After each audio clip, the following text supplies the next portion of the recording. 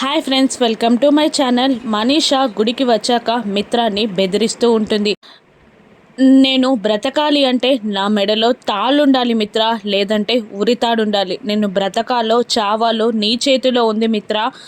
నాకు తాళి కట్టి నన్ను బ్రతికిస్తావో నన్ను చావమంటావో అంటూ విషం బాటిల్ చూపించి మరీ బెదిరిస్తూ ఉంటుంది మనీషా. దాంతో పడలేక మిత్ర మనీషాని లాక్కొని గర్భగుడి దగ్గరికి వెళ్తూ ఉంటాడు. ఈ విషయం అంతా చూసిన ఒక ఆడ మనిషి ఆఫీస్లో ఉన్న లక్ష్మికి ఫోన్ చేస్తుంది.